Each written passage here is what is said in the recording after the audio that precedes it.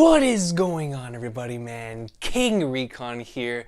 Now, what we're going to be talking about in this week's video is something that I've been thinking about for a very long time. We've talked about this in multiple afterthoughts, multiple discussions, but especially after this week's chapter, I've been thinking a lot about Joyboy, Roger, Nika, Luffy, all these individuals, Kaido, individuals who want to be Joyboy, who wanted to live in Joyboy's time, the answer that Rayleigh spoke of, being too early, hope you come up with a different answer than us.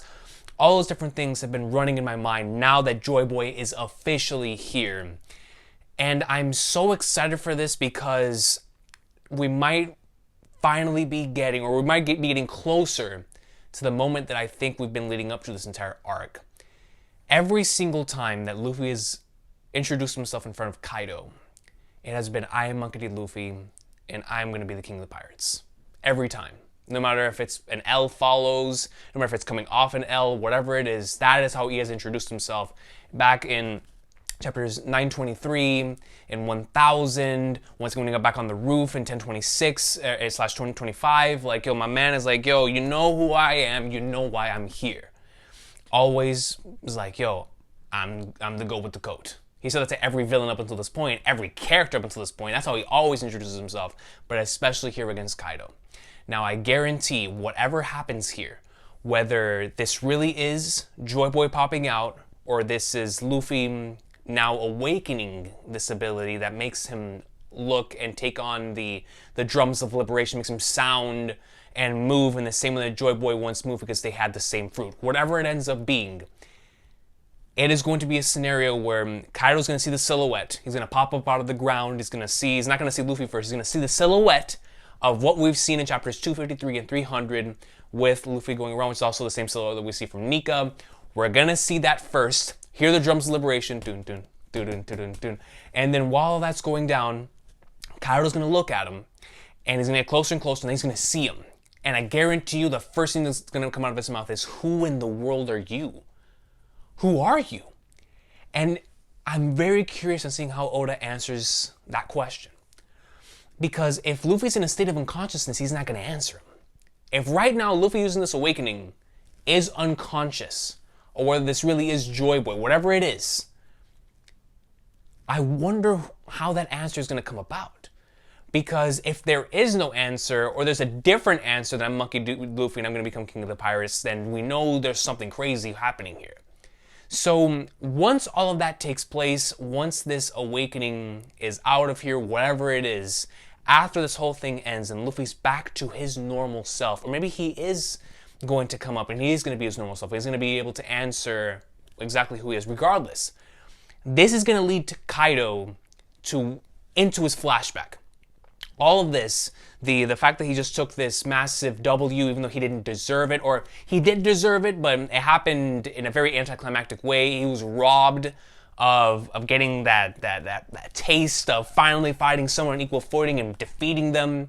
Like, you saw how hyped he was, and the fact that was taken away from him, you know that's gonna kick back just to his past, even further beyond Odin. And I guarantee you we're finally going to be getting into the Rocks flashback stuff, which is what we've been talking about. Rocks, Kaido's past, all that stuff. And of course, I'm going to assume it's going to connect to the Onigashima thing, the history of the island, why Kaido specifically wants to be here, above all the other places he wants to be here. All that's we're going to get in the flashback. But within that, we know that Kaido, thanks to the King flashback in chapter 1035, we know that he was once like Luffy. And based on the smile fruits, him forcing people to laugh, forcing people to smile, you couldn't be Joyboy either, it appears that Kaido has wanted to be Joyboy as well.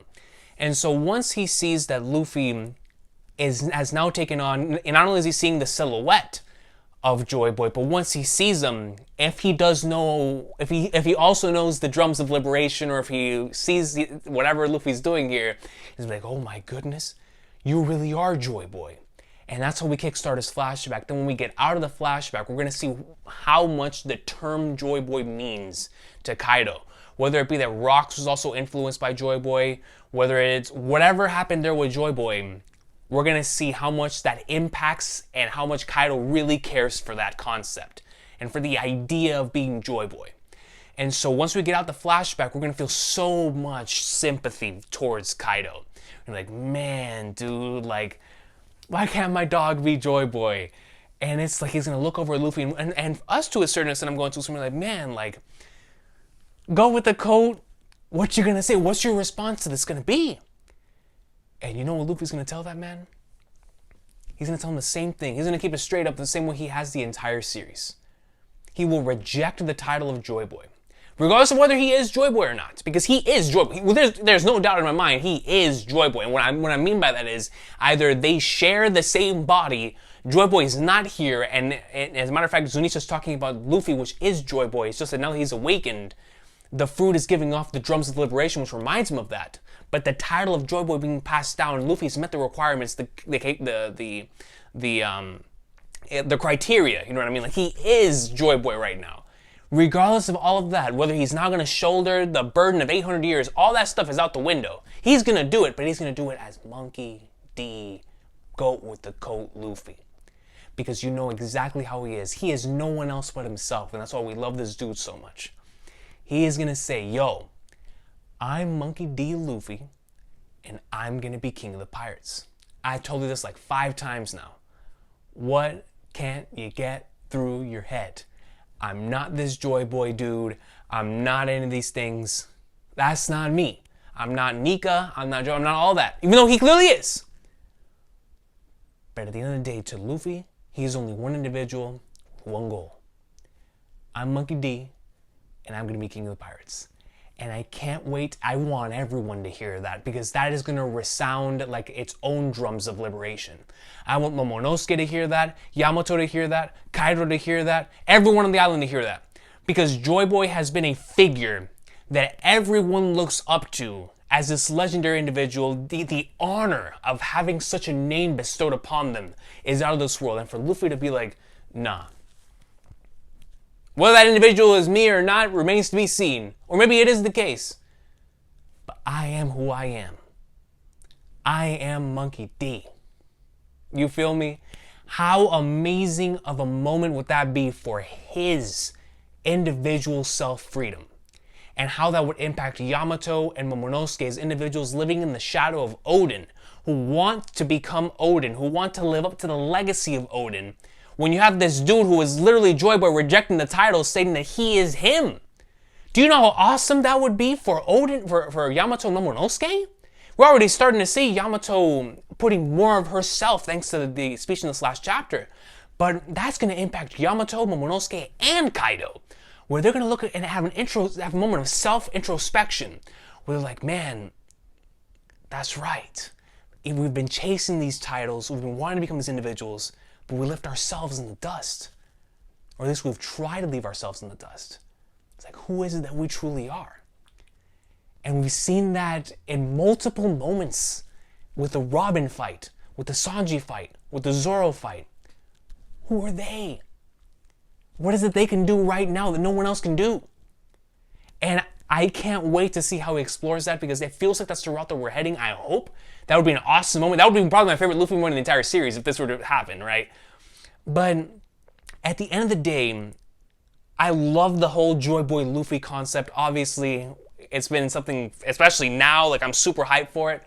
But because I know my captain, I know that he would never want to be anyone but himself. And so that's why I'm so excited for that moment in particular. And that's why I truly believe that Luffy's going to arrive to a different answer than Roger did, than Joyboy did all those years in the past, all that stuff. Because individuals that want to become Joyboy inevitably can't. Because Joyboy was someone who was himself before anyone else was, right? Like, he was himself, then did everything that he did, potentially died before he could fulfill his purpose, left it to the next generation, left it to the future, 800 years in the future, Toki, connected to the whole Toki plotline, I'm sure, all that stuff. But Kaido, so close to, you see he's the world's strongest creature, he has everything going for him, but at the end of the day, if he truly wants to become Joyboy, then he wasn't himself. He was just trying to chase the shadow of a ghost long gone. Roger. Gold Roger, without question, was himself, up until the very end. But when he found the One Piece, he said that he would have loved to live in Joyboy's era. And I do wonder if that is going to be different when Luffy hears the answer. Because based on what we know now, let's just say they all laughed, right? Roger and all them, they laughed. What about if whenever Luffy finds the One Piece and they find whatever's there, what if they cry? What if they don't laugh? What if there's a serious expression on all their faces? What about if there's a shocked expression on all their faces? Because they come up to a different answer than Roger and his crew came up with. What about if that incredibly funny story is actually hiding behind a mask of so much sadness? And because of the journey that Luffy went on and his crew has went on, they're gonna come up with a different answer, literally, where they're not gonna laugh at that story. But even if they do laugh at that story, what they do with that information afterwards, what they do with all that afterwards is going to be the main difference. Because at the end of the day, if Roger also looked up to Joyboy to a certain extent to where he would have wanted to live in his era, but Luffy's like, I would never have wanted to live in that era because this is the era that I rule. This is the era that I've met Nami, Zoro, Robin, Sanji, Chopper, Frankie, Brook, Jinbei. This is where I met my squad. I wouldn't, as much as awesome as that era would have been to live in, we're making our own adventure here. And I never want to live anywhere else but here. Little small bits and pieces like that go a long way in making a massive difference into who is who, right? And so, can't even begin to tell y'all how excited I am for these possibilities, especially considering how close we are to getting some extremely important information. This whole Joyboy thing, I've always been interested in the Joyboy thing from the moment that was introduced back in Fishman Island. It's been one of the biggest things that I can't stop thinking about. But now that it's here and it's in our face, I never realized how much I love the legend of Joyboy until now. Like, I'm so excited to figure out more about this dude.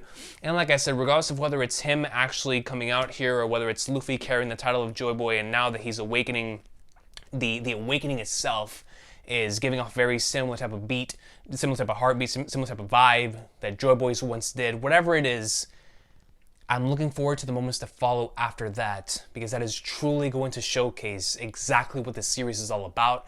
And if we have been leading up to this entire time of this moment of choosing between destiny and dream, in the same way that Whoop Slap once said dreams or destiny, and we get that moment of crossroads where Luffy has to choose between his dream or his destiny, and he chooses his dream, that is going to be one of my favorite moments of all time. Might even my favorite moment of all time. I'm not even gonna lie. That might surpass the people's dreams never end, the I want to live, all those legendary moments, because that is gonna be the biggest moment of holy flag nerds. That's my goat. That's my goat. And so, looking forward to seeing it. Of course, this is Oda's story. He can do whatever in the flying flag nerds he wants. That's just what I would like to see take place here in the upcoming chapters of Wano. Joyboy greatness is incoming. Argo with the coat versus Kaido will continue. And I can't wait to see their responses to one another, how they're going to feel about this. Hopefully the drums of liberation do resound, and whatever Luffy's answer is, everyone hears it. So now it's not just going to be the punch, because you know how Luffy usually, whenever he punches the flag nerds out of Kaido or Crocodile, NL, everyone saw that. I hope this is something that resounds both when it comes to what he says and what he destroys, right? Where Luffy goes in, he states this, it resounds in everyone's hearts, and then when he decks Kaido, sends him down to the Flagnars, then they really hear it. It'll be a double whammy of just, they heard the speech and they hear the whooping. That's what I'm hoping for. We're about to see some awesome sauce. Can't wait to see the boom boom bam boom boom bum. We're undoubtedly going to be talking about this chapter the entire week, so let me know what you guys think about all of this in the comment section down below, and I will see y'all next time. Have an awesome day. I'll see y'all on Friday for the stream. Make sure to tune in. I'm not sure what time it's going to be, but it's going to be around the same time I normally record, just a couple hours later to make sure that people don't have to wake up so early to do it. But Friday, there will be a chapter 1044 predictions based on whether my internet can handle it or not. If my internet can handle it, there will be a stream on Friday. So I'll see y'all next time. Have an awesome day. One Piece greatness. The Joyboy awesome sauce is incoming, man. Can't wait to see their answers.